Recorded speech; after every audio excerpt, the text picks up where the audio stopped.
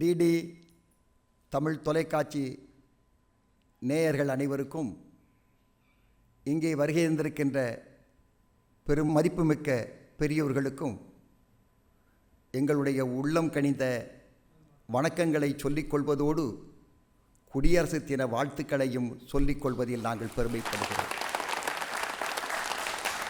இந்த பட்டிமன்றத்தின் தலைப்பு, இன்றைய இளைய சமூகம் சிகரத்தை நோக்கி ஓடுகிறார்களா இல்லை சிரமத்தை நோக்கி ஓடுகிறார்களா?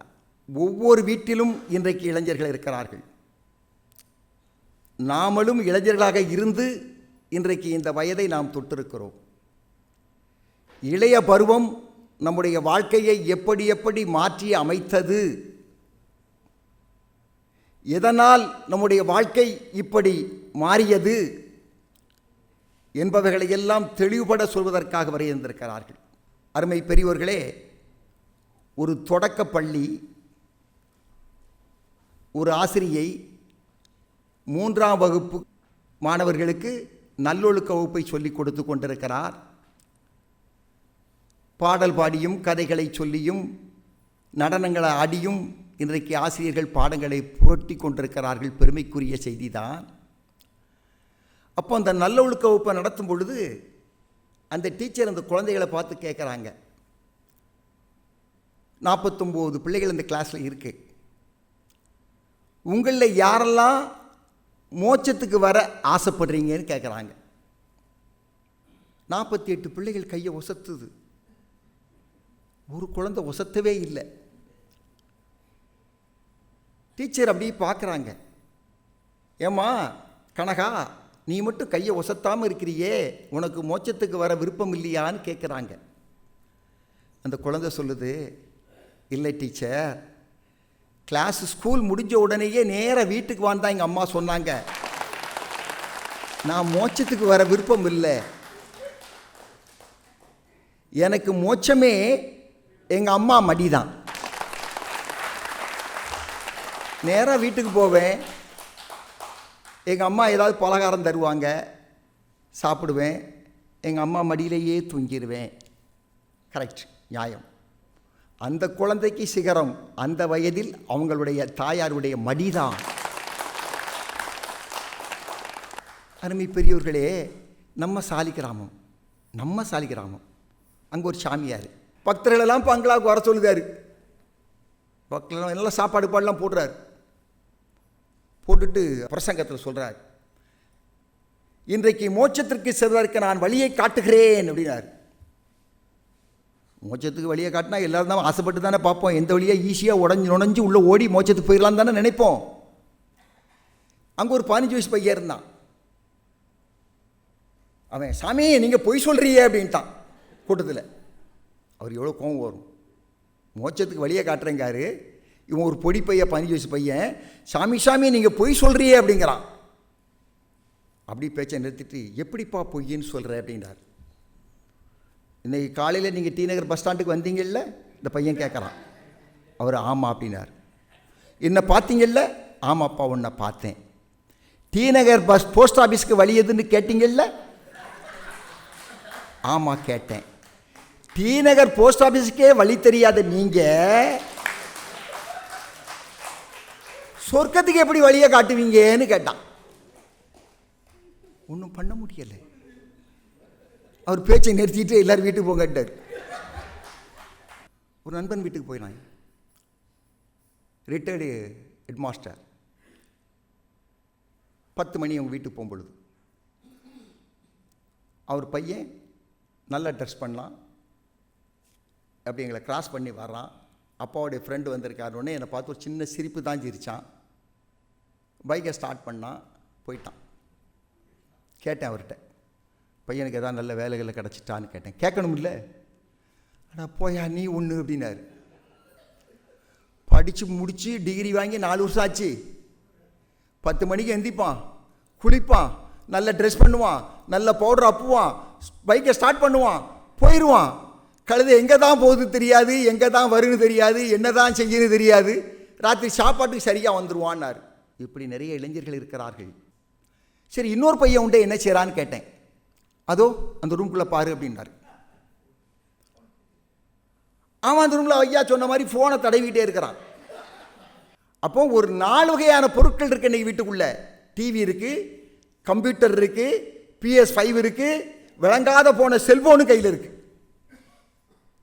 ஒன்றுக்கு 2 மணி நேரம் 3 மணி நேரம் ஒவ்வொரு இளைஞர்களும் செலவு செய்து கொண்டிருக்கிறார்கள். வாழ்க்கை வீணாக போகிறது. இந்த சூழ்நிலை தான் இன்றைக்கும் நடந்துக்கிட்டு இருக்கு.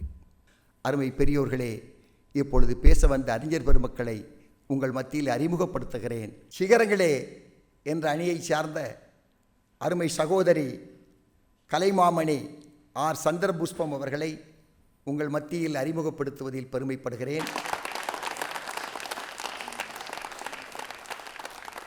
நெல்லை வானொலி நிலையத்தின் முன்னாள் அறிவிப்பாளர் ஆவார்.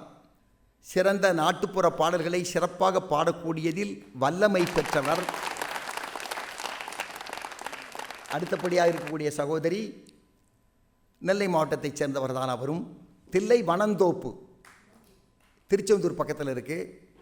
நல்ல அழகிய கிராமம், சிறந்த ஆசிரியை, நிறைய புத்தகங்கள் படிக்கிறாங்க. அடுத்தபடியாக சிகரமே என்று பேசுவதற்காக பேராசிரியர் பாகையிரா கண்ணதாசன்,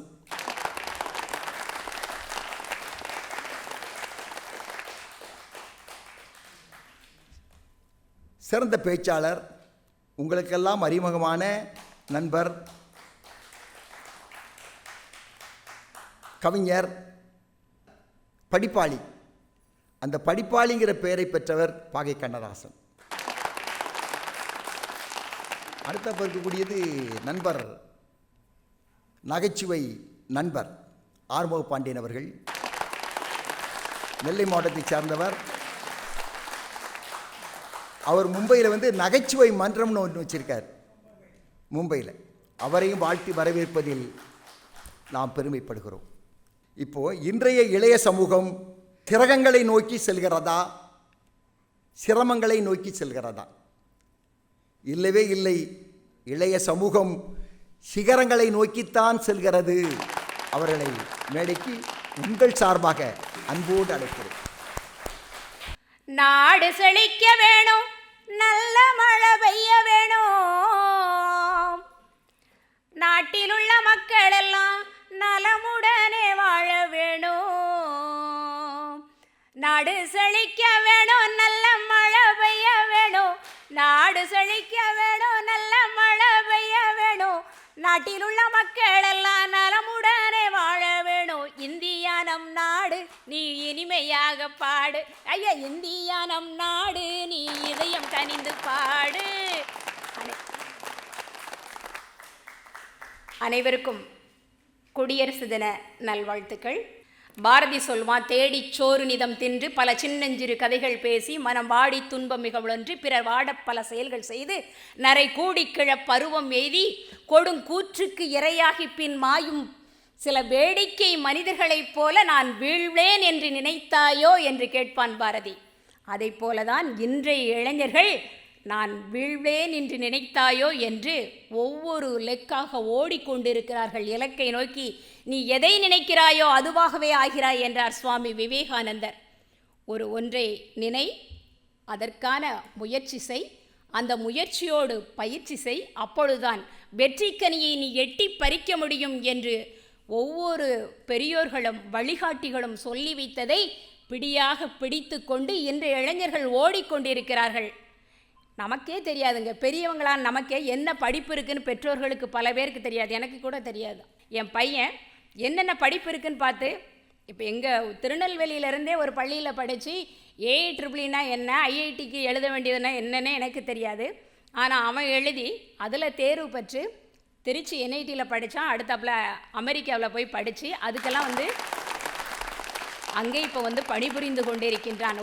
இலக்கை நோக்கி ஒரு குழந்தை ஓடுகிறது என்றால் ஒரு பெற்றோர் ஊக்கப்படுத்த வேண்டுமே தவிர அவர்களை முட்டுக்கட்டையாக இருக்கக்கூடாது. பல பேர் உழைப்பி நோக்கித்தான் ஓடிக்கொண்டிருக்கிறார்கள். நம்ம பெற்றோர் படிக்கலை, ஆனால் நாம் படிக்கணும். ஒவ்வொரு தாயும் தந்தையும் தன்னுடைய பிள்ளைக்கு அது சொல்லி கொடுத்து வளர்க்கிறார்கள். நான் தான் படிக்கலை, நீயாவது படிச்சிருமா. அன்புள்ளம் கொண்ட அம்மாவுக்கு மகள் எழுதும் கடிதம். அன்புள்ளம் கொண்ட அம்மாவுக்கு மகள் எழுதும் கடிதம். ஏதோ நானும் இருக்கிறேன், உருப்படியா படிக்கிறேன். ஏதோ நானும் இருக்கிறேன், உருப்படியா படிக்கிறேன். யாருமில்ல நமக்கு, நீ எப்படி இருப்பன்னு நினைக்கிறேன். யாருமில்ல நமக்கு, நீ எப்படி இருப்பன்னு நினைக்கிறேன். அன்புள்ளம் கொண்ட அம்மாவுக்கு மகள் எழுதும் கடிதம். ஒரு ரிக்ஷா ஓட்டுறவரோட பையன் இன்னைக்கு ஐஏஎஸ் தேர்வில் முதல் மாணவனாக வந்திருக்கான். பத்திரிகையில் செய்தி வரும்போது என்னமோ நம்ம குழந்தை தான் அது வந்திருக்கிற மாதிரி ஒரு உணர்வு வருது. இன்றைக்கி என் குழந்தை வெளிநாட்டில் வேலை பார்க்குது, படிக்குது அப்படிங்கிறது ஒரு பெரிய விஷயம் அப்படிங்கிறது கிடையாது. படித்தவங்களோட குழந்தை வெளியே போய் வேலை பார்க்குது, படிக்குதுங்கிறத கூட பெரிய விஷயம் கிடையாது. ஆனால் இன்றைய இளைஞர்களுக்கு நம்முடைய தாழ்வான நிலையில் இருக்கிற ஒரு குடும்பத்தை உயரத்திற்கு கொண்டு வர வேண்டும் என்றால் நம்ம படிப்பு, நம்முடைய கல்விதான் முக்கியம். வெறுங்கை என்பது மூடத்தனம், விரல்கள் 10மே மூலதனம் அப்படின்னு சொல்லி வச்சுருக்காங்க. கருங்கல் பாறையும் நொறுங்கி விழும், உன் கைகளில் பூமி சுழன்று வரும் அப்படின்னு ஒரு தன்னம்பிக்கை கவிஞர் தாராபாரதியின் பாடினாங்க. ஆக அப்படிப்பட்ட ஒரு சிந்தனை துளிகளை தன்னோட மனசில் கொண்டு ஒவ்வொரு இளைஞர்களும் இன்னைக்கு உழைத்து கொண்டு இருக்கிறார்கள். பெண்கள் ஏன் ஆட்டோ கூட ஓட்டுறாங்க, லாரி ஓட்டுறாங்க, விமானம் ஓட்டுறாங்க. ஏன் வேலை இல்லாமலா? என்னை ஆணை போய் நீ சம்பாதிச்சுட்டு வான்னு சொல்லிட்டு இருக்கலாம். ஆனால் ஒரு பெண்மணி தனக்கு கல்வி வரவில்லை என்பதற்காக கூட முடங்கி கிடக்கவில்லை. முடங்கி கிடந்தால் சிலந்தியும் உன்னை சிறைப்பிடிக்கும், எழுந்து நடந்தால் எரிமலையும் உனக்கு வழி கொடுக்கும் என்ற சிந்தனையை ஒவ்வொரு பெண்ணும் ஆணும் இளைய சமுதாயம் நெஞ்சுக்குள்ளே மூளைக்குள்ளே வைத்திருக்கிறது. நாம் நினைப்பது போல எல்லோரும் வேறு வழியில் மாற்று வழியில் சுத்துகிறார்கள் என்பது கிடையாது. வானம் என்ன வானம் தொட்டு விடலாம், வெல்லும் வரை வாழ்க்கை வென்று விடலாம். வில்லாக வானவில்லை கையில் ஏந்த வேண்டும், அம்பாக மின்னல்களை அள்ளி வர வேண்டும். நிலவுக்கு மேலே நின்று போட வேண்டும், விண்வெளியின் மேலே புல்வெளி வைப்போம், புல்வெளியின் மேலே பூத்து கிடப்போம். தன்னம்பிக்கையான பாடல்களும் இளைஞர்களை ஊக்கப்படுத்துகிறது. 100 இளைஞர்களை கொடுங்கள், ஒரு புதிய பாரதத்தை உருவாக்கி காட்டுகிறேன் என்றார் சுவாமி விவேகானந்தர். அவர்தான் நம்ம இளைஞர்களை எதிர்கால சிற்பிகள் என்றார். இளையோர் கொண்டுதான் இமாலய சாதனை படைக்க முடியும். தொழில்நுட்பம், சமூக பணி, விளையாட்டு, கல்வி, கலை, இது எல்லாவற்றிலும் இன்னைக்கு இளைஞர்கள் சிறந்து விளங்குகிறார்கள். ஐநா அறிக்கையின்படி ஐயா 15லிருந்து 24 வயதுக்குட்பட்ட இளையோர் உலக மக்கள் தொகையில் 6ல் 1 பங்கு இருக்கிறார்கள் என்று குறிப்பு சொல்கிறது. பெரும்பாலானோர் வளரும் நாடுகளில் உள்ளார்கள். அந்த வளரும் நாடுகளில் நாமும் ஒரு நாடுதான் என்பதை நினைவில் வைக்க வேண்டும். இன்று நாமெல்லாம் சுதந்திரமாக இருக்கிறோமே, சுதந்திர காற்றை சுவாசிக்கிறோமே, நடமாடிக்கொண்டிருக்கிறோமே. எதற்காக? குளிர், மழை, வெயில் எல்லா சூழலிலும் பணிபுரிகிறாங்களே இராணுவ வீரர்கள், அவர்களுக்கு ஒரு சல்யூட் அடிக்க வேண்டும். இந்த குடியரசு திருநாளில் யார் பெரியவர்களா அங்கு நின்று உங்களுக்கு சேவை செய்து கொண்டிருக்கிறார்கள்? ஒவ்வொரு வீட்டிலும் ஒவ்வொரு தாயும், கருநீல மலை மேலே தாய் மகன் இருந்தான். இப்படி ஒவ்வொரு வீட்டிலையும் தாயானவள் தவித்து கொண்டிருக்கிறாள், தன் மகனை அனுப்பிவிட்டு. ஒவ்வொரு இளம் பெண்ணும் தன் கணவனை அனுப்பிவிட்டு தவித்து கொண்டிருக்கிறாள். நாட்டுக்காக சேவை செய்வதற்காக இளையோரை அனுப்பி கொண்டிருக்கிறது நமது பாரத சமூகம் என்றால் அதை நீங்கள் கண்டிப்பாக நினைத்து பார்க்க வேண்டும். இன்றைய இளைய சமுதாயம் சில சிரமங்களில் சிக்கி தவித்தாலும் அதற்கு நாமும் ஒரு காரணம், சமூகமும் ஒரு காரணம் என்பதை நாம் ஒத்துக்கொள்ள வேண்டும். சிகரத்தை நோக்கி போவதற்கு அவர்களை மீண்டும் நாமும் ஊக்கப்படுத்தினார். அவர்கள் இந்த சிகரம் மட்டும் இல்லை, எந்த சிகரத்தையும் எட்டி பிடிப்பார்கள். அவர்களுக்கு நம்முடைய ஊக்கம் என்ற ஒரு மந்திர சொல் மட்டுமே போதும். நிச்சயமாக அவர்கள் முன்னேறி கொண்டுதான் இருக்கிறார்கள், இன்னும் முன்னேறுவார்கள். மீண்டும் குடியரசு தின வாழ்த்துக்களையும் தெரிவித்து விடைபெறுகின்றேன். நன்றி, வணக்கம். அவங்க சொன்னதில் சில 2-3 கருத்துக்கள் நம்ம எல்லாருடைய உள்ளத்தையுமே தொட்டிருக்கும். நீங்கள் அந்த கஷ்டப்பட்டவங்க பிள்ளைகள்லாம் மேல் அளவுக்கு வந்துட்டாங்கன்னு சொன்னாங்க. அதில் ஒரு சைக்காலஜிக்கு படியே ஒரு தத்துவம் இருக்குது. நீங்கள் வீட்டில் வாலிப பிள்ளைகள் இருக்கும் பொழுது அவன் படிப்புக்கு நம்ம ஒரு கடனை வாங்கினா கூட அது அவனுக்கு தெரியணும். நிறைய வீடுகள் அப்படி பிள்ளைகளுக்கு தெரியாமல் வளர்க்குறாங்க. ஒரு ஸ்கூலில் ஃபீஸ் கட்டணுமா, சேட்டுக்கிட்ட போய் ஒரு கம்மலை ஒரு தாய்க்காரி அடவு வைக்கிறாளா, பிள்ளையை கூட்டிகிட்டு போய் அடவு வை. என் தாய் அடவு வச்சுத்தான் இந்த பணத்தை கெட்டினாள் என்ற எண்ணம் அவன் உள்ளத்தில் ஏறுகின்ற பொழுது அவன் சிகரத்தை தொட்டுவிடுவான் என்று அழகாக சொன்னான். இன்னொன்று சொன்னாங்க, வாழ்க்கை என்பது ரசித்து வாழணும், அவனால் தான் முன்னுக்கு வர முடியும். எங்களுக்கு ஸ்கூல் 12:50 முடியும் மத்தியானம் சாப்பாட்டுக்கு. அடுத்தப்போ 1:15 ஸ்கூல் ஆரம்பிச்சிடும். 25 நிமிஷம். அந்த காலத்தில் அம்மா ஒரு பித்தாளை சட்டியில் சாப்பாடை விரவி கொடுத்துருப்பாங்க. விரவினா தெரியுமில்ல உங்களுக்கு, குழம்பு எல்லாத்தையும் போட்டு தட்டி கொடுத்துருப்பாங்க. இந்த 15 நிமிஷத்தில் எப்படி சாப்பிட்றது? அப்போ அப்படி பாத்திரத்தை திறந்து வச்சு அப்படி கையை உள்ளே விட்டு அப்படியே அப்படியே அப்படியே அப்படியே தள்ளி தள்ளி அப்படி உள்ளே தள்ளிக்கிட்டே இருப்போம். எங்கள் வாத்தியார் பேர் ரொம்ப ஃபேமஸானவர். நான் அவரை தெய்வமாக மதிக்கிறேன். போமா ராசாமணின்னு சொல்லி ஒரு சிறந்த மேடை பேச்சாளர். அவர் அந்த வழியாக வந்தார். நான் சாப்பிட்றத பார்த்து இப்படி 5 நிமிஷம் பார்த்துட்டே இருந்தார். சாப்பிட்டு முடிச்ச உடனே கூப்பிட்டாருங்க, வாடா அப்படின்னார். என்ன சார் அப்படின்னு.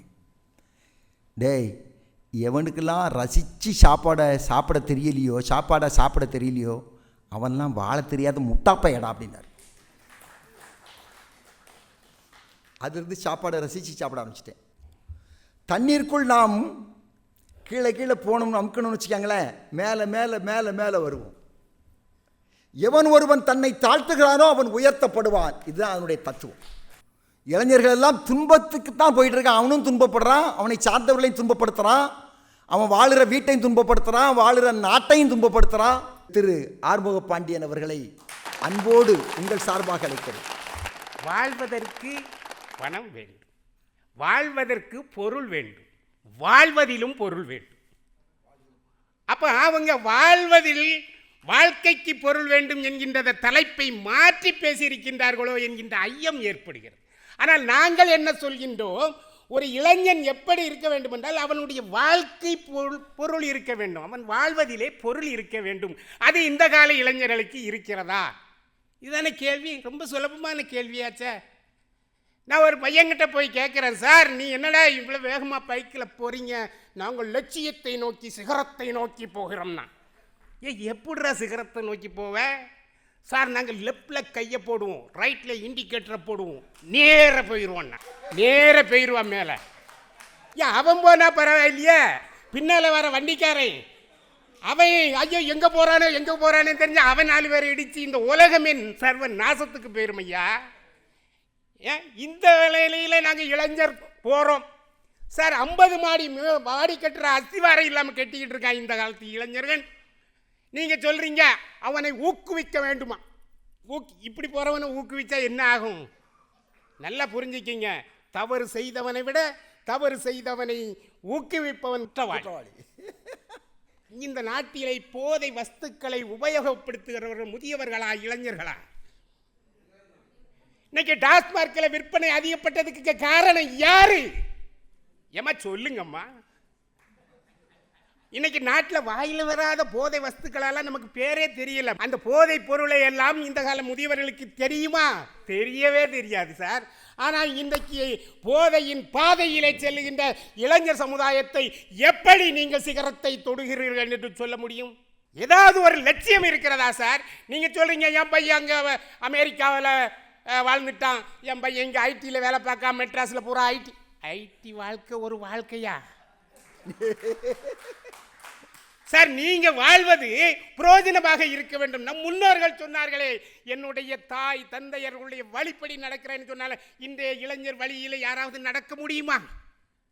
நடக்க முடியுமா சார்? காதலுக்கும் காமத்துக்கும் கூட வித்தியாசம் தெரியாத இளைஞனா இருக்கானே. காதலுக்கும் காமத்துக்கும் வித்தியாசம் தெரியாத காரணத்தினால் தானே இன்றைக்கு தன்னை விட உயர்வான இடங்களில் பெண்களை அபகரித்து கொண்டு கேசு கோர்ட்டு அலைஞ்சிக்கிட்டு இருக்கிறான். ஒரு சக மனிதனுடைய வாழ்க்கையில் இன்பமோ துன்பமோ அதை பகிர்ந்து கொள்ள வேண்டும். இன்னைக்கு அந்த எந்த இளைஞனுக்காவது இருக்கா சார்? இன்னொன்று சொல்றேன் பாருங்க, மாடிக்கு போறதுக்கு லிப்ட்ல 10 நிமிஷம் காத்து நிற்கா சார். நீ ஏறி ஓடி போற வயசுல இப்படி லிப்டுக்காக காத்து நிற்கிறியே, நீ எப்படி சிகரத்தை தொடுவாய் சார்? இந்த கால இளைஞனுக்கு தன்னம்பிக்கை இருக்கிறதா? நீட்டில் ஃபெயில் ஆனதுக்காக தற்கொலை பண்ணி கொள்கின்ற நீ எப்படி சிகரத்தை அடைய முடியும் சார்? என் பையன் 12ஆம் வகுப்பு படிக்கும்போது, ஏடா 12ஆம் வகுப்பு படித்தா ஒரு சைக்கிள் வாங்கி தருவேன். அவனுக்கு பயம் கொடுத்துட்டு, அப்போ நம்ம தான் அவன் தோக்க போகிறானே அவனுக்கு தெரியுதா? அவன் தான் பாஸ் ஆக மாட்டானே, நமக்கு தெரியுமே. ஏன்னா நம்ம பாஸ் ஆகினா தானே நம்ம பிள்ளை பாஸ் ஆகும். எப்படி? அதனால் நமக்கு தெரியும். அதனால் சொன்னேன் அவங்ககிட்ட, ஏடா பாஸ் ஆகுனா ஒரு சைக்கிள்னே. அவன் சொன்ன, எப்போ ஃபெயில் ஆகிட்டா 10 சைக்கிள் வாங்கி தருவேன், சைக்கிள் கடை வச்சு பொழைச்சிக்க. இதுதாங்க அனுபவம். இதுதான் அனுபவம். வாழத்தானே வேண்டும். எப்படி வாழ்ந்த நீங்கள் எப்படியும் வாழ்வோம் என்பது வாழ்க்கை அல்ல. நம்ம வாழ வேண்டும். ஃபெயில் ஆகிட்ட தன்னம்பிக்கை விட்டு நீ தற்கொலைக்கு ஏன் போகணும்? ஏன் சைக்கிள் கட்சியோட வச்சு பிழைக்க முடியாதா? நீங்கள் எல்லாருமே அம்பானி ஆகணும்னு நினைச்சா முடியுமா சார்? முடியாது இல்லையா? அப்போ இந்த நீட் தேர்வில் இல்லை என்றால் இன்னொரு தேர்வு. வாழ்க்கை என்று வரைமுறை அமைத்திருக்கின்றார்கள். இப்படித்தான் வாழ வேண்டும். நம்முடைய பண்பாடு, நம்முடைய கலாச்சாரம், நம்முடைய மொழி பற்றி இன்னைக்கு வரலாறு தெரியாமலே வரலாறு படைப்பேங்கிறான். ஐயா என்ன கொடுமை அது! ஏன் அழகுமுத்து கோன் தெரியுமா? என்ன வீரன் அழகுமுத்து கோன் தெரியுமா? தெரியாது. வீரபாண்டிய கட்டப்பொம்மனுடைய வரலாறு தெரியுமா? தெரியாது. நீ என்ன போற வரலாறு படைக்க போறேன். முதல்ல வரலாறு படிடா. தன்னம்பிக்கை போயிட்டு சார். இந்த தேர்வில் தோல்வி அடைந்தா செத்துடுறான், காதலில் தோல்வி அடைந்தா செத்துடுறான், கருமாதியில் தோல்வி அடைந்தா செத்துறான், எல்லாமே சாவல போய் நிற்கிறானே. இவனுக்கு தன்னம்பிக்கை எங்கே இருக்கிறது? வாழ்க்கை என்றால் 1000 இருக்கும், வாசல் தோறும் வேதனை இருக்கும் என்று நம்முடைய பாடல்கள் எல்லாம் பாடி வச்சிருக்காங்களா இல்லையா? இதெல்லாம் நீ படிக்கணும். படிக்காமல் நீ அறிவாளியா ஆக முடியாது என்கின்ற தத்துவத்தையாவது சொல்லி கொடுங்கம்மா. நீ படிக்கிறியா? இன்னைக்கு எவனாவது புத்தகம் வாங்கி படிக்கிறானா? எந்த இளைஞனாவது புத்தகம் படிக்கிறானா? இவன் புத்தகம் படித்தால் அவனுக்கு அறிவு வளரும். இந்த காலத்திலும் சரி, அந்த காலத்திலும் சரி, இளைஞன் என்பவன் ஒரு வழி தெரியாமல் போய்கொண்டிருக்கிறான். அவனால் ஒரு நாளும் சிகரத்தை அடைய முடியாது. அவன் சிரமங்களை பட்டு கடைசியில் அவன் சிரமப்பட்டு இருக்கின்ற காரணத்தினால் தான் தன்னம்பிக்கை இழந்து, சுயத்தை இழந்து அவன் தற்குறியாக மாறிக்கொண்டிருக்கிறான் என்பதுதான் உண்மை. ஆகவே நான் கடைசியாக ஒன்றை சொல்லி நிறைவு செய்கிறேன். நன்றி, வணக்கம். அருமை பெரியோர்களே, கடைசியாக சொல்ல போகிறேன்னு ஏதோ முக்கியமான பாயிண்ட்டுக்கு வருவார் சொல்லி அப்படியே புருவத்தெல்லாம் விரித்து பார்த்தேன். பரவாயில்ல, நன்றி வணக்கம் சொல்லி நம்மை மீண்டும் மகிழ்ச்சியில் ஆழ்த்தி விட்டார். ஒரு நல்ல சம்பவம் சொன்னார்.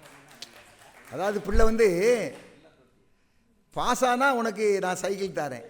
இது யாரை நினைவுபடுத்துகிறது? முதல்ல ஒருத்தர் என்ன பண்ணுறாருன்னா, ரயில்வேயில் போய் கிளர்க்காக சேர்றாரு. திரும்ப எக்ஸாம்லாம் எழுதி பேங்க்கில் கிளர்க்காக சேர்றாரு. திரும்ப அதெல்லாம் விட்டுட்டு என்ன பண்ணுறாருன்னா, ஒரு கட்டை தொட்டி வைக்காரு. பிறகு அதெல்லாம் விட்டுட்டு என்ன பண்ணுறாருன்னா, இவர் சொன்ன மாதிரி சைக்கிள் கடை வைக்காரு. அவள் அப்பா 10 சைக்கிள் வாங்கி கொடுக்குறாரு, வைக்கிறார் அவர். பிறகு அதை விட்டுட்டு லாரிக்கு டிரைவராக போகிறாரு. பிறகு அதை விட்டுட்டு பஸ்ஸு ஓனராக வர்றார், பஸ்ஸு வைக்கிறார். பிறகு அந்த பஸ்ஸை பல மடங்கு பெருக்கி டிவிஎஸ் என்று ஒரு பெரிய நிறுவனத்தை உருவாக்குகிறார். இந்த இளைஞர்கள் எல்லாம் எங்கே ஓடுறான்னு தெரியாமலே ஓடிக்கிட்டு இருக்கான் அப்படின்னார். டைம் லாஸ் ஆகுதே, வாழ்க்கை போகுதே, ஒரு நாள் வயசு கூடுதே, அப்பா அம்மா கஷ்டப்பட்டு நம்மளை படிக்க வச்சாங்களே, நம்மளை நம்பி நம்ம அக்கா தம்பி அண்ணன் தங்கச்சி மாமன் மச்சான் குடும்பம் அத்தனை இருக்கே, ஏன் அதை விட உயர்வாக இந்த நாடு நம்மை நம்பி இருக்கிறதே, நாம் உழைக்க வேண்டுமே என்ற அந்த சிந்தனை இந்த இளைஞர்களுக்கு இல்லவே இல்லை என்று சத்தியம் பண்ணி சொன்னார். அவருடைய கருத்துக்களை நாம் பெருமையாக சொல்லுதல் வேண்டும். அருமை பெரியோர்களே, இல்லை, அவர் சொன்னது அத்தனையும் பொய்யான தகவல். நான் சொல்லுவதுதான் உண்மை. சொல்வதற்காக அருமை சகோதரி தில்லை பொன் சித்ரா அவர்களை அன்போடு மேடைக்கு உங்கள் சார்பில் அழைக்கிறேன். அனைவருக்கும் வணக்கம். அனைவருக்கும் குடியரசு தின நல்வாழ்த்துக்கள். ஐயா, எனக்கு முன்னாடி பேசிட்டு போனாங்களே அண்ணாச்சி, அவங்க சொல்றது எதையுமே நம்பாதீங்க. ஏன்னா பொய் சொல்லலாம், ஒரு அளவுக்கு சொல்லலாம், ஆனால் இந்த உலக அளவுக்கு தாங்காத முடியாத அளவுக்கெல்லாம் பொய் சொல்லக்கூடாதியா. நான் சொல்கிறேன், நான் சொல்வதுதான் உண்மை. உண்மையை தவிர வேறு எதுவும் இல்லை. என்னை நம்புங்கள். ஒரு ஆசிரியராக நான் சொல்கிறேன். நான் சொல்வது மட்டும்தான் உண்மை. அண்ணாச்சி ஆறுமுகபாண்டியனை நம்பவே நம்பாதீர்கள். ஐயா, உருட்டலாம், ஒரு அளவுக்கு உருட்டலாம், மொத்தமும் உருட்டக்கூடாது. அண்ணாச்சி என்ன சொன்னாரு? இன்னைக்கு இளைஞர்களின் வாழ்க்கைக்கு பொருள் இருக்கிறதா? ஐடி வாழ்க்கை எல்லாம் ஒரு வாழ்க்கையா? தூ அந்தால இந்தால அப்படி இப்படின்னு சொன்னாரு. ஐயா, எங்களுடைய இளைஞர்கள் அவர்களுக்கான அடையாளத்தை உருவாக்குவதற்காக தெளிந்த சிந்தனையோடு தெளிவான பாதையில் பயணித்துக் கொண்டிருக்கிறார்கள் என்பதுதான் உண்மை. இன்னைக்கு இருக்கக்கூடிய இளைஞர்கள் எப்படி தெரியுமாங்க இருக்கிறாங்க? குழந்தை பிறந்து வயிற்றுலேருந்து வெளியே வந்து 3 வயசானோன்னு ப்ரீகேஜி, எல்கேஜி, யூகேஜி, 1ஆம் கிளாஸ், 2ஆம் கிளாஸ், 10, 11, 12, +2 பொதுத் தேர்வு, பப்ளிக்கு முக்கிய படி படித்து முடிச்சு கொஞ்சம் ரிலாக்ஸ் ஆகலான்னு பார்த்தா அப்படியே பிடிச்சி காலேஜில் தள்ளிடுறாங்க. ஆர்ட்ஸ் அண்ட் சயின்ஸாக இருந்தால் 3 வருஷம் 6 செமஸ்டர், இன்ஜினியரிங் காலேஜாக இருந்தால் 4 வருஷம் 8 செமஸ்டர். இதுக்கடையில் சில பல அரியர்கள், அதுக்கடையில் பல இன்டர்னல்கள், இதுக்கடையில் அசைன்மெண்ட்டு, ஒர்க்கு, பவர் ப்ராஜெக்ட்டு, இதெல்லாம் சொல்லும் போதே முடியலையே. இது அவ்வளோத்தையும் ஒருத்தன் சமாளித்து அவனுக்கு இருக்கக்கூடிய அரியரையும் கிளியர் பண்ணி அந்த காலேஜை விட்டு வெளியே வாரான அவனுக்கு எப்படி இருக்கும்? இப்படிப்பட்ட சிக்கலை கொடுக்கறது யாரு? உங்களை போல ஆளு. அதனால தான் நாங்கள் சொல்கிறோம், எங்களுடைய இளைஞர்கள் தெளிவாக தான் இருக்கிறாங்க, தெளிவான பாதையில் தான் போய்கிட்டு இருக்கிறாங்க. சரி, படித்து முடிச்சாச்சு, என்ன செய்யணும்? வேலைக்கு போகணும். சரியான வேலை கிடைக்குதா? இல்லை. ஸ்விக்கிலையும் சொமோட்டோலையும் கஷ்டப்பாடுபட்டு வேலை செய்கிறானே, எதுக்கு? குடும்பத்தை காப்பாற்றுறதுக்குயா. ஸ்விக்கிலையும் சொமோட்டோவிலையும் 45 வயசு 50 வயசாலையும் வேலை செய்கிறது நல்லா நினச்சி பார்க்கணும். இளைஞர்கள் தான் ஏன் வேலை செய்கிறாங்க? இன்றைய இளைஞர்களுக்கு வீட்டு பற்று இல்லை, குடும்ப பற்று இல்லை, முக்கியமாக நாட்டு பற்று இல்லவே இல்லைன்னு அளந்து விட்டாங்களே. ஒன்று கேட்குறையா, இன்றைய இளைஞர்கள் எப்படி தெரியுமா அங்கே இருக்கிறாங்க? ஒரு தம்பியோ இல்லை ஒரு தங்கச்சியோ, சரி ஒரு அண்ணனோ அக்காவோ யாராக இருந்தாலும், ஒரு அண்ணனாக இருக்கக்கூடியவன் என்னுடைய தங்கச்சிக்கு கல்யாணம் பண்ணதுக்கு அப்புறமா நான் கல்யாணம் பண்ணிக்கிறமான்னு சொல்கிறான். ஏன்னா தங்கச்சி கல்யாணத்துக்கு செலவழித்த பணம் அவ்வளோத்தையும் அவன் திருப்பி அடைக்கணும். அதுக்கப்புறமா சொந்தமாக ஒரு வீடு வைக்கணும்னு சொல்கிறான்.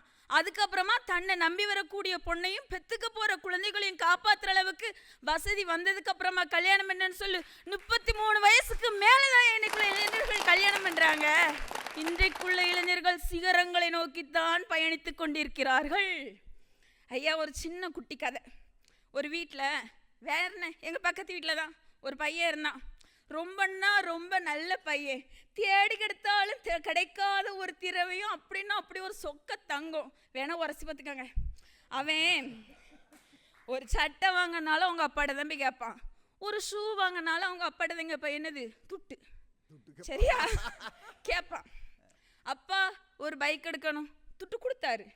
அப்பா இந்த காலேஜில் சேர்த்து விடுங்க, சேர்த்து விட்டாரு. அப்பா நான் இங்கே வேலைக்கு போகிறேன், போயிட்டு வாப்பா. எல்லாம் சீரும் சிறப்புமாக செஞ்சார். மாதம் சம்பளம் வந்துச்சு. அவன் என்ன தெரியுமா செஞ்சான்? அப்பா கையில் கொடுக்கல, லாக்கரில் கொடுத்தான். உடனே அவங்க அம்மா கேட்டாங்க, ஏண்டா இவ்வளோ நாளாக ஒவ்வொன்றையும் அப்பாட்ட கேட்டு வாங்கினிய, உனக்கு மாதம் சம்பளம் வந்திருக்க, அதை ஏன்டா அப்பாட்ட கொடுக்கலன்னு கேட்டாங்க. அதுக்கு அவன் என்ன தெரியுமா சொன்னான்? அம்மா இவ்வளவு நாள் அப்பா பணம் தாங்கன்னு என் கை கீழே இருந்து என்னோட அப்பாவோட கை மேலே இருந்து இன்னைக்கு நான் என்னுடைய சம்பளத்தை கொடுக்கும்போது என் அப்பாவோட கை கீழே வந்துடக்கூடாதுமா, அதுக்காக தான் நான் என்னோட சம்பளத்தை லாக்கரில் வச்சேன். நீ சொன்னால் இன்னைக்குள்ள இளைஞர்கள் சிகரத்தை நோக்கி செல்கிறார்களா இல்லை சிரமத்தை நோக்கி செல்கிறார்களா? ஐயா இளைஞர்களுக்கு தாய் மேலேயும் தகப்பு மேலேயும் பாசம் இருக்குது.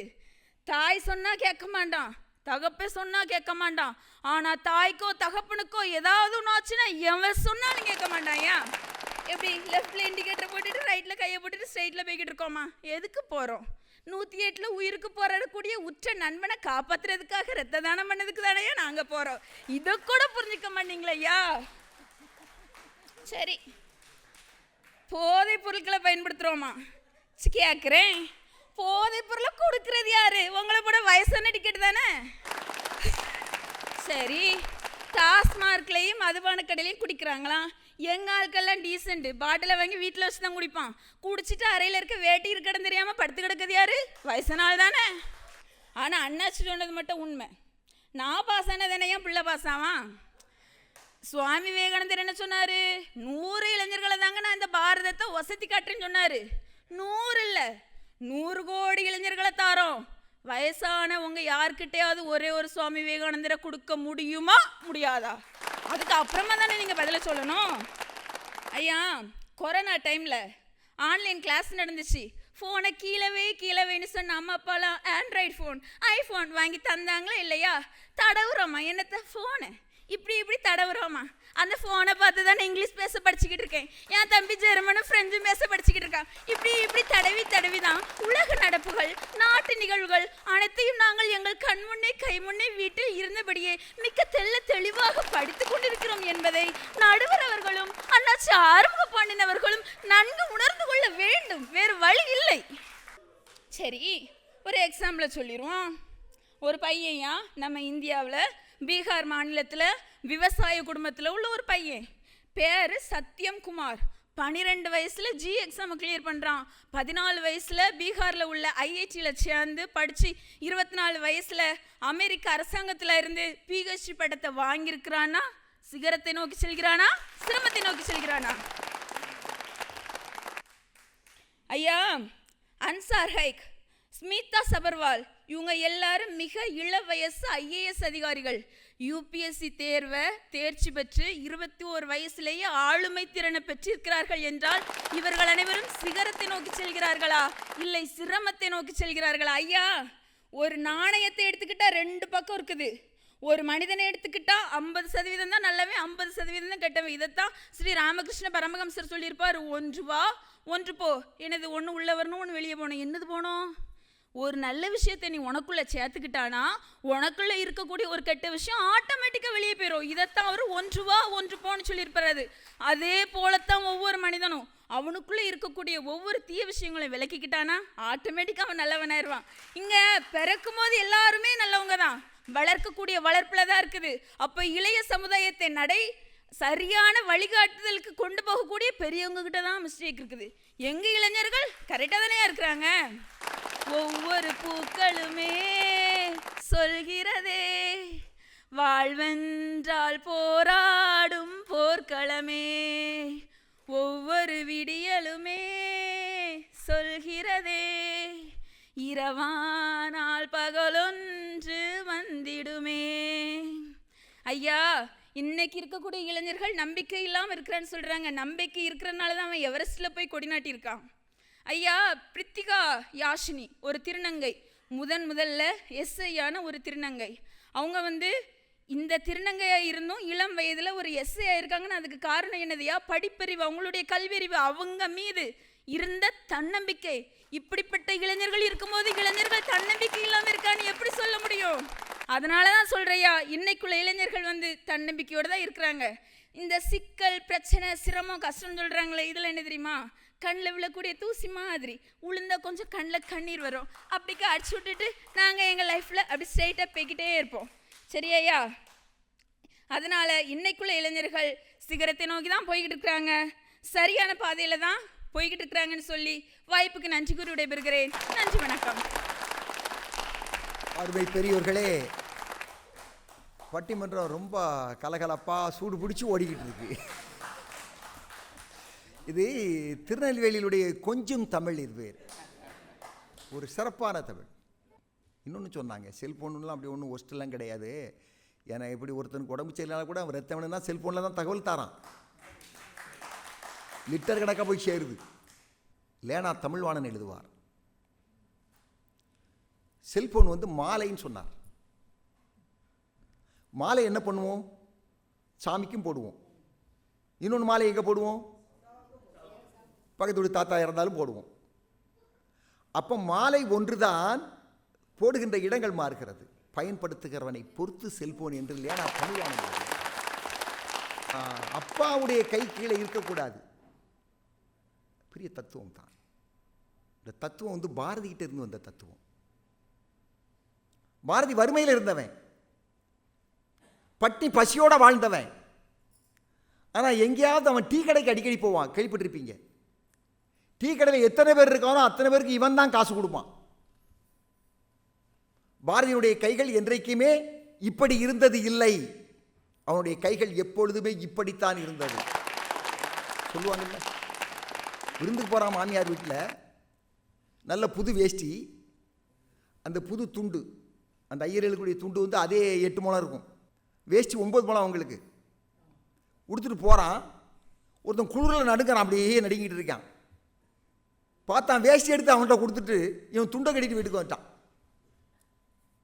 செல்லம்மா கேட்டுச்சு. திட்டி கேட்க முடியாது, ஏன்னா அவன் வீரமிக்க கவிஞன். அப்படி பணியோடு கேட்டாங்க, ஏன்யா பெரிய அங்கஸ்வரம் தான் போட்டிருக்கே, அதை கொடுத்துருக்கலாமே, என் வேஷ்டியை கொடுத்துட்டேன்னு கேட்டதுக்கு பாரதி சொன்னான், அவன் வெளியில் இருக்கிறான், குளிர் அதிகமாக இருக்கும், எனவே அவனுக்கு 9 முழ வேஷ்டியை கொடுத்து விட்டேன், நான் வீட்டிற்குள் இருக்கிறேன், எனக்கு இந்த 6 முழ துண்டு போதும் என்று சொன்னான். ஒரு அப்பா பிள்ளைகள்கிட்ட பணம் வாங்குறதுக்கு எவ்வளோ சிரமப்படுதாங்க பாருங்க. ஒன்றே ஒன்று சொல்கிறேன் நண்பர்களே, உங்கள் பேரில் சொத்து இருந்தால் கடைசி வரைக்கும் உங்கள் பேர்லேயே வச்சுக்காங்க. மாத்திராதிக்கு சிக்கல் வந்துடும். அருமை பெரியவர்களே, தங்கை நல்ல நல்ல கருத்தெல்லாம் சொல்லியிருக்காங்க, மகிழ்ச்சி தான். என்னம்மா பூரம் பொய்யா அளந்துக்கிட்டு இருக்கிறீங்க அப்படின்னு அவங்க சொன்ன கருத்துக்களை எல்லாம் மறுத்து பேசுவதற்காக பேராசிரியர் பாகை கண்ணதாசன் அவர்களை அன்போடு அழைக்கிறேன். இன்றைய இளைய சமூகத்திற்கு எது சுதந்திர தினம், எது குடியரசு தினம் என்றே தெரியவில்லை என்பதனை நான் இந்த நேரத்திலே வேதனையோடு சொல்லிக்கொள்ள கடமைப்படுகிறேன். நீங்கள் சொன்ன பாரதிதான் சொன்னான், நாம் இருக்கும் நாடு நமதென்பது அறிந்தோம், அது நமக்கே உரிமையாம் என்பது அறிந்தோம் என்று பாடினான். நாம் இருக்கும் நாடு நமதென்பது அறிந்தோம் என்பது சுதந்திர தின விழா, அது நமக்கே உரிமையாம் என்பது அறிந்தோம் என்பதுதான் குடியரசு தின விழா என்பதனை சுதந்திர தினத்திற்கு தேசிய கொடியை கம்பத்தின் கீழ் இருந்து மேலே கொண்டு சென்று ஏற்றுவோம். ஆனால் குடியரசு தின விழாவில் கம்பத்தின் மேலே கொடியை மடித்து வைத்து அவிழ்த்து விட்டு பட்டொலி பறக்கச் செய்கிறோம் என்று சொன்னால், அந்நியரிடம் இருந்து விடுதலை வாங்கியது சுதந்திரம், அந்த வாங்கிய சுதந்திரத்திற்கு அரசியல் அமைப்பு சட்டத்தை உருவாக்கியது குடியரசு தின விழா என்ற ஒரு அற்புதம் கூட இன்றைக்கு இளைய தலைமுறையிடம் கேளுங்கள், தெரியாது. நிறைய பேசுனாங்க 2 பேரும், அவங்களுக்கு ஒரு கைதட்டு வேணா கொடுத்துருங்க பாவம். 1-2 பேரை தேடி எடுத்து அலசி ஆராய்ஞ்சு இங்கே கொண்டாந்து கொடுத்தாங்க. பெருசா பண்பாடு, நாகரிகம், கலாச்சாரம், வீடு, நாடு எல்லாத்துலேயும் பற்று இருக்குன்னு சொன்னாங்க. அடையாமா நீங்கள் வேற வைத்தறிச்சலை வாரி கொட்டிக்கிறீங்க. காலேஜ் வாத்தியார், கல்லூரி வாத்தியார் எங்களுக்கு தான் தெரியும் பண்பாடு என்னத்த பண்பாடு அவன்கிட்ட இருக்கு. முடி வச்சிருக்கிறேன், கீரி குட்டி வச்சிருக்கிற மாதிரியே வச்சிருக்கிறேன் தலையில. இங்கே சிறச்சு அங்கே சிறச்சு, வண்டி கழும்பை இழுவி, பேண்ட்டு தச்சு போடுறது ஒரு காலம், இன்னைக்கு நச்சு போடுறேன். நச்சு போட்டு அது ஒரு 4 தடவை அரைக்கில் விட்டோம்னா கூட்டி பெருக்கி அள்ளிடுவேன் போல. நீ வந்து பேசிக்கிட்டு இருக்க பண்பாடு, அடே அப்பா. அன்றைக்கு தேசத்தின் மேல் பற்று இருந்தது, தேச அக்கறை இருந்தது, நாட்டின் மேலே அக்கறை இருந்தது. இன்றைக்கு வீட்டு மேலே அவனுக்கு அக்கறை இல்லையே. நிறைய சொன்னார் ஆறுமுக பாண்டியன் அவர்கள், கவிஞர் சொன்னார், மாவீரன் பகத்சிங், ராஜகுரு, சுகதேவ், வாஞ்சிநாதன், இந்த அண்ணல் காந்தியை பேக்ட்ரா பூரா வச்சிருக்கிறோமே, காந்தியினுடைய வரலாறே பிற்காலத்தில் இளைய தலைமுறைக்கு தெரியாமையே போயிடும். காந்தி அதிசய மனிதர் இல்லை, அவர் ஒரு அவசியமான மனிதர். ஆனால் அவருடைய வரலாறு கூட தெரியாமலே போய்விடுவார்கள்.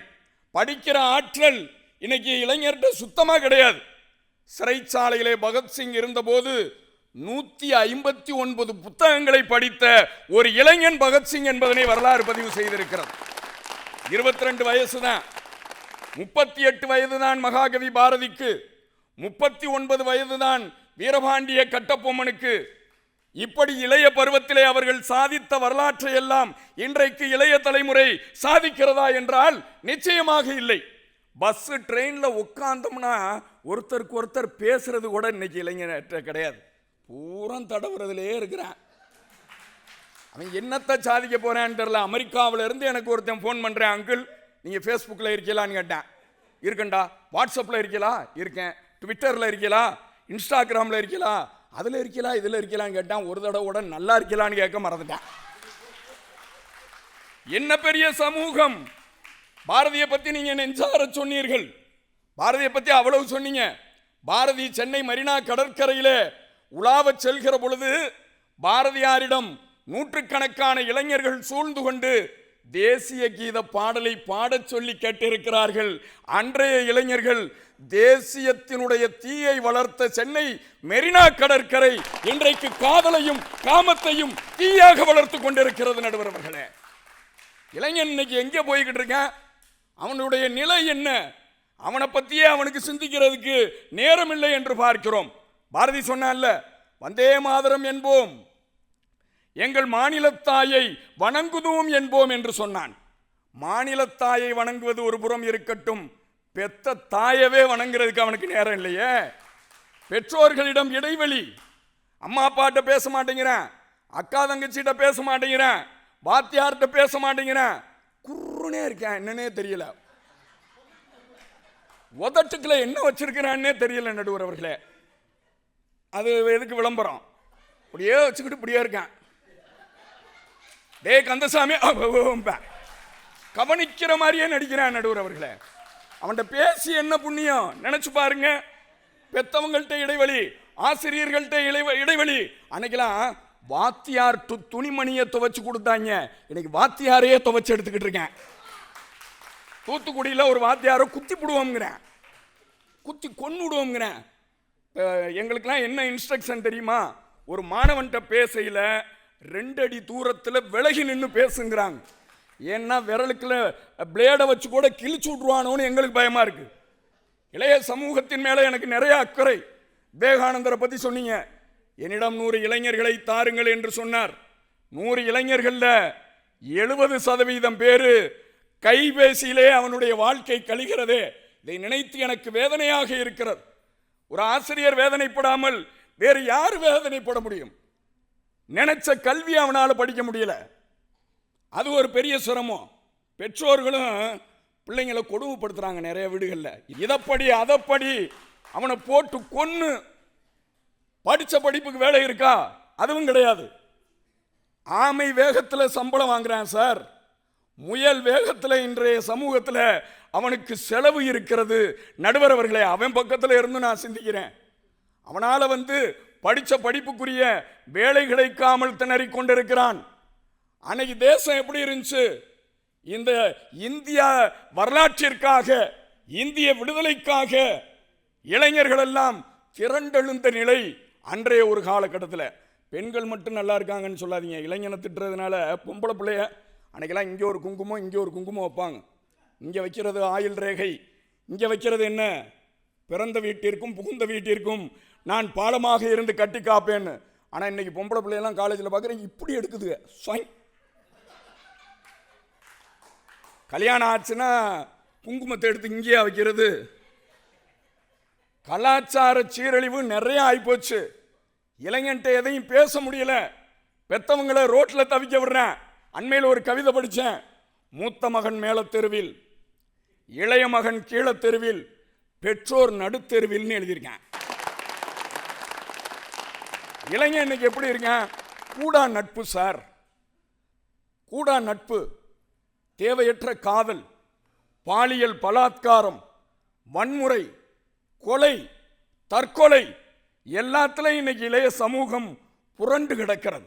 சொன்னாரே, தண்ணி அடிக்கிறதுக்கு தான் சேர்றேன் இன்னைக்கு பூராமே. நட்பு எப்படி இருக்கு? தண்ணி அடிக்கிற நட்பாக தான் இருக்கு. நாடாது நட்டலிற் கேடில்லைங்கிறார் வள்ளுவர். நட்புக்கு தான் 4 அதிகாரம் வச்சார். நட்பு, தீ நட்பு, கூடா நட்பு, பழமைன்னு பேர் வச்சார். இந்த 4 அதிகாரத்தையும் படித்தான்னாவே அவன் மிகப்பெரிய அளவில் வரலாம். ஆனால் இன்றைக்கு இளைய சமூகம் கூடா நட்பிலே இளம் குற்றவாளிகளாக இருக்கிறது. சொன்னாரே, தன்னம்பிக்கை இல்லை, அவன்கிட்ட எந்த தன்னம்பிக்கையும் கிடையாது, ஒழுக்கம் இல்லை. இன்னைக்கு சீனாவில் போய் பார்த்தீங்கன்னா சீன பள்ளிகள் தோறும் ஒரு வாசகம் எழுதி வைத்திருக்கிறார்கள். என்ன வாசகம் தெரியுமா? இங்கே வள்ளுவனை போல கன்ஃபூசியஸ் பேசிய வாசகத்தை சீன பள்ளிகள் தோறும் எழுதி வைத்திருக்கிறார்கள். என்ன வாசகம்? ஏ சீன தேசத்து குழந்தைகளே, ஏ சீன தேசத்து குழந்தைகளே, இந்த ஜென்மத்தில் நீங்கள் ஒழுக்கமானவர்களாக இருந்தால் அடுத்த ஜென்மத்திலாவது இந்திய குழந்தைகளாக பிறக்கிற பேர் கிடைக்கும் என்று சீனாவில் எழுதி வைத்திருக்கிறார்கள். ஆனால் இன்னைக்கு ஒழுக்கம் இல்லையே. பாரத நாடு பழம்பெரும் நாடு, நீர் அதன் புதல்வர் இந்நினைவு அகற்றாதீர் என்று எழுதி வைத்தான். விவேகானந்தர் சொன்னார், வெற்றி பெற்றவனுடைய இதயம் என்பது ஒரு பூவை போன்றது, தோல்வி பெற்றவனுடைய இதயம் என்பது ஒரு இரும்பை போன்றதாக இருக்க வேண்டும் என்று சொன்னார். வெற்றி இழந்து விட்டான் என்பதற்காக அந்த இளைஞன் இன்றைக்கு என்ன செய்கிறான்? அந்த வாழ்க்கை புத்தகமே கிழிந்து விட்டது என்று கருதி தன் வாழ்க்கையை முடித்துக் கொள்கிறான். விவேகானந்தர் சொல்லுகிறார், தோல்வி பெற்றவன் தான் இரும்பை போன்ற இதயத்தை பெற்றவனாக இருக்க வேண்டும். அந்த இளைஞர்கள் இன்றைக்கு இருக்கிறார்களா என்பதுதான் என்னுடைய மிகப்பெரிய கேள்வியாக இந்த மன்றத்திலே வைக்கிறேன். சும்மா சிரிச்சுட்டு போறதுக்கு இந்த பட்டிமன்றம் இல்லை. உண்மையிலே நினைச்சு பாருங்க, இளைஞனுடைய பொறுப்பை பற்றி சொன்னாங்களே அணித்தலைவர், ஒளிபடைத்த கண்ணினாய் வா வா வா, உறுதி கொண்ட நெஞ்சினாய் வா வா வா, களிபடைத்த மொழியினாய் வா வா வா, கடுமை கொண்ட தோழினாய் வா வா வா. அவன் எங்கே ஒளிபடைச்ச கண்ணா வர்றது? குழி விழுந்த கண்ணா இருக்கேன். கண்ணு பூரம் புறையோடி போயிருக்கு. மூளை வளர்ச்சி இல்லாமல் போயிடுவானோன்னு நமக்கு பயமா இருக்கு. பெத்தவங்களை கொண்டு போய் ரோட்டில் விட்டுட்டு நாங்கள் சிகரங்களை தொட்டு இருக்கிறோம், நாங்கள் வளர்ந்திருக்கிறோம். நீங்க சொன்ன இளைஞர்கள் எல்லாம் 1-2 பேரை சொல்லி இருக்கிறீர்கள். ஆனால் ஒட்டுமொத்தமாக பார்த்தால் இந்த இளைய சமூகம் குறிக்கோள் இல்லாமல் இருக்கிறது. அப்பர் சுவாமி சொன்னார், குறிக்கோள் இல்லாது கெட்டேனேனர். குறிக்கோள் இல்லாதவனுடைய வாழ்க்கை கெட்டழிந்து சீரழிந்து போகும். எவ்வளவு ஐடி ஃபீல்டு, எந்த ஃபீல்டுக்கு போனாலும் இன்றைய இளைஞர்களிடம் குறிக்கோள் இல்லை, இலக்கு இல்லை, கொள்கை இல்லை, கோட்பாடு இல்லை, நெறிமுறை இல்லை, மூத்தவர்களை மதிக்கிற பக்குவம் இன்றைய இளைஞர்களிடம் இல்லை. மூத்தோர் சொல்லும் முதுநெல்லி கனியும் முன்பு கசக்கும் பின்பு இனிக்கும் என்று சொன்னார்கள். பெரியவர்களை உதாசீனப்படுத்துகிற இளைஞர்களாக இருக்கிறார்கள். சிற்றோரும் வரப்படுத்த வயலும் ஆறுதேக்கிய நல் வாய்க்காலும் நெற்சேல உழுது உழுது பயன் விளைக்கும் நிறை உழைப்பு தோள்களெல்லாம் எவரின் தோள்கள்? கற்புளந்து மலை புலந்து கனிகள் வெட்டி கருவியெல்லாம் செய்து தந்த கைதான் யார்கை? பொற்றுகளை கடல் முத்தி மணிக்குளத்தை போய் எடுக்க அடக்கிய மூச்சு எவரின் மூச்சு? அன்றைய இளைஞரின் மூச்சாக இருந்தது. இன்றைக்கு தூங்கிக் கொண்டிருக்கிறான், ஏங்கிக் கொண்டிருக்கிறான், பல பேர்களினுடைய உயிரை வாங்கி கொண்டிருக்கிறான். அது சிரமத்தை நோக்கிய பயணம் தானே ஒழிய சிகரத்தை நோக்கிய பயணமாக இல்லை. சிகரத்தை அவர்கள் அடைய வேண்டும் என்பதுதான் எங்களுடைய சிந்தனை. ராமகிருஷ்ண பரமஹம்சரிலாக இருந்து பெரியவர்களும் ஆற்றுப்படுத்த வேண்டும். இளைய சமூகம் இந்த சமூகத்தினுடைய உச்சம் தொட்டு சிகரத்தை தொட வேண்டும் என்பதுதான் ஆசை. ஆனால் இன்றைக்கு அவர்கள் சிரமத்தை தான் சந்தித்துக் கொண்டிருக்கிறார்கள், சிரமத்தை தான் தந்து கொண்டிருக்கிறார்கள். இவரையெல்லாம் மாற வேண்டும் என்பதாக சொல்லி வாய்ப்பிற்கு நன்றி கூறி அமர்கிறேன். அனைவருக்கும் குடியரசு தின நல்வாழ்த்துக்கள். நன்றி, வணக்கம். இந்த தலைப்புக்கு பொருத்தமாக வள்ளுவர் என்ன சொல்லியிருக்காரு அப்படின்னு பார்ப்போம். முதல் குறள் என் மனசில் பட்டதை சொல்கிறேன். மகன் தந்தை காற்றும் உதவி அவன் தந்தை என்னோற்றான் கொல் என்னும் சொல். இதை சிம்பிளாக சொல்கிறேன். ஒரு பையன் ஒரு இளைஞன் நல்லதை செஞ்சுக்கிட்டு இருந்தான்னா, ஆஹா இவன் அப்பன் என்ன புண்ணியம் செஞ்சிருக்கானோ, இப்படிப்பட்ட ஒரு நல்ல பிள்ளையை பெற்றிருக்கானேன்னு சொல்லுவான். அப்போ இப்படி நல்ல பிள்ளையை பெற்றிருக்கானேன்னு சொல்லக்கூடிய அளவிற்கு இந்த தேசத்தில் எவ்வளவு நல்ல பிள்ளைகள் இருக்கிறது என்பதை நாம் எண்ணி பார்த்தால் இதற்கு விடை கிடைத்துவிடும். இதே திருக்குறளை கொஞ்சம் அப்படி எதிர்மனையாக போட்டுப்பார். இந்த பிள்ளையை பெற்ற அப்பன் என்ன பாவம் செஞ்சிருக்கானோ அப்படின்னு ஒருத்தன் பேசினாம்னா என்ன ஆகும் பாருங்க. அப்போ சிரமம் தலை தூக்கி நிற்கும் மோசமான பிள்ளைகள் பிறக்கும் பொழுது. இதை வள்ளுவன் அழகாக சொல்லிட்டான். அருமை பெரியவர்களே, இன்றைக்கு பொழுதுதான் போய் கொண்டிருக்கிறது இளைஞர்கள் மத்தியிலே. அதைத்தான் சொன்னான் கண்ணதாசன். விருந்து முடிந்த பின் விழுந்த இலைகளை நக்கிடும் நாய்க்கும் நாள் ஒன்று கழியும், நாளை கழிப்பதே மானிட பிறப்பனில் நீ வாழ்வன தாழ்வன, நீ வாழ்ந்தா என்ன செத்தா என்ன, எல்லாம் ஒன்று தாண்டான் நான் கண்ணதாசன். எனவே இந்த சமுதாயத்தில் இந்த தேசத்தில் இளைஞர்கள் சீரழிகிறார்கள். தீர்ப்பு சொல்லிடலாம். பாவனேசன் ஒருத்தன், அவன்கிட்ட வாத்தியார் ஒரே ஒரு கொஸ்டின், 4 வகையான ஆன்சர். சிகரத்து போகிறதுக்கு எதெல்லாப்பா வழி அப்படிங்கிறார். கிளாஸில் கேட்கார். 4 பிள்ளைகள் சொல்கிறாங்க, பணம் இருந்தால் சிகரத்துக்கு போயிடலாம், சிகரம்னா என்ன? வாழ்க்கையினுடைய முழுமையை பெறுவது சிகரம், அப்படி வச்சுக்காங்க. பணம் இருந்தால் போயிடலாம் ஒரு மாணவன் சொல்கிறான். ஒருத்தன் சொல்கிறான் அறிவு இருந்தால் போயிடலாம். ஒருத்தன் சொல்கிறான் பதவி இருந்தால் போய்விடலாம். ஒருவன் சொல்கிறான் அதிகாரம் இருந்தால் போய்விடலாம்.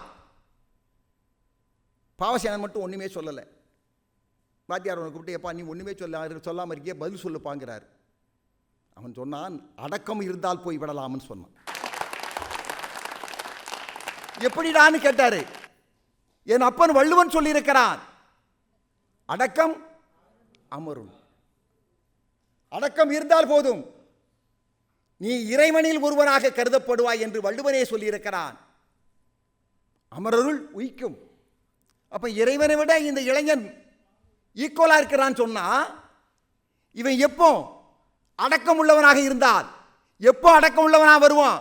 ஒரிஜினல் அறிவு உண்மையான நிறைகுடமாக என்றைக்கு அவன் மாறுகிறானோ அன்றைக்கு அவன் அடக்கம் உள்ள இளைஞனாக மாறிவிடுவான் என்பதில் எந்த ஐயப்பாடும் இல்லை. அருமை பெரியோர்களே, 40 வயசுக்கு மேலான ஆளை விட இன்றைய சமுதாயத்தில், இன்றைய உலகத்தில் இளைஞர்கள் என்னை பொறுத்தவரையில், என் பார்வையில் மிகவும் பொறுமைசாலியாக இருக்கிறார்கள். இல்லை என்று யாரால் சொல்லுங்கள் பார்க்கலாம். 2015 வெள்ளம் வந்துச்சா சென்னையில், சோத்துக்கு வழியில் கிடந்தோம் வீட்டுக்குள்ள. எத்தனை இளைஞர்கள் சாப்பாடு போட்டனதை கொண்டு வந்து கொடுத்தான். நான் வாங்கி சாப்பிட்டுருக்கேன். அந்த ரத்தம் ஓடுது. என் கிராமத்தில் பம்பாயில் இருக்கிற இளைஞர்கள்லாம் வந்தான், சிங்கப்பூரில் இருக்கிற இளைஞர்கள் வந்தான். அவன் துட்டை போட்டு அரிசி பருப்பு உளுந்து வாங்கி ஊருக்கு மேற்க இருக்கக்கூடிய 4 ஆலமரத்துக்கு கீழே அடுப்பை கூட்டி காட்டுக்குள்ளே விரவு பறக்கி சோறு பொங்கி வயதானவர்களெல்லாம் வீட்டில் உட்கார வைத்து சாப்பாடு போட்ட காட்சியை என் கண் இன்னமும் மறக்காமல் இருக்கிறது. கொரோனா வந்துச்சுல, சொன்னாங்கல்ல தங்கச்சிமார்கள். சென்னையை பொறுத்தவரையில் இந்த ஆம்புலன்ஸ் இருக்கு பற்றியலா, ஆம்புலன்ஸுடைய சத்தம் ஓயாமல் ஓடிய நேரம் அது. சத்தம் நின்னதே கிடையாது. அப்படி தெருவில் மொட்டை மாடியில், நம்ம வீட்டு மாடியில் நின்று பார்த்தோம்னா போதும், அந்த சத்தம் காதில் ஒலித்து ஒரு வண்டி போயிட்டே இருக்கும். அந்த சத்தம் அப்படி குறையக்குள்ள அடுத்த வண்டி வந்துக்கிட்டே இருக்கும். அந்த சத்தம் குறையக்குள்ள அடுத்த வண்டி வந்துக்கிட்டே இருக்கும். எவ்வளோ பெரிய மோசமான வேதனைகளை நாம் ஏற்றுக்கொண்டு வாழ்ந்த காலம் அந்த காலம். அந்த காலத்தில் நமக்கு உணவு கொடுத்தது யார் ஐயா? இளைஞர்கள் தானே. நமக்கு உயிர் கொடுத்தவர்கள் அவர்கள் தானே. அருமை பெரியவர்களே, அதையும் வள்ளுவன் சொன்னதைப் போல இறைவனுக்கு சமமாக சேவை செய்யக்கூடிய இளைஞர்கள் மாறிவிடுகிறார்கள். எனவே நாம் உள்ளத்தை தொட்டு நாம் அறிவை தட்டி பார்ப்போமே என்று சொன்னார் இளைஞர்கள். அதுவும் இன்னொன்று சொல்கிறேன், அதுவும் நம்ம உணர்ச்சி பொங்க சொல்லலாம், உரிமையோடு சொல்லலாம். இந்திய பாரதத்தினுடைய எல்கை இருக்கு பற்றியலா, காஷ்மீர் டு கன்னியாகுமரி வரி. இதில் எவன் பிறந்தாலும், இளைஞனாக இருந்தாலும் யுவதியாக இருந்தாலும், இந்திய தேசத்தினுடைய பாரத மண்ணில் யார் பிறந்தாலும் அவர்கள் அத்தனை பேரும் சிகரத்தைத்தான் தொடுவார்கள் என்று நான் மிகவும் மகிழ்ச்சியோடு இந்த தீர்ப்பை சொல்லி விடைபெறுகிறேன். நன்றி, வணக்கம்.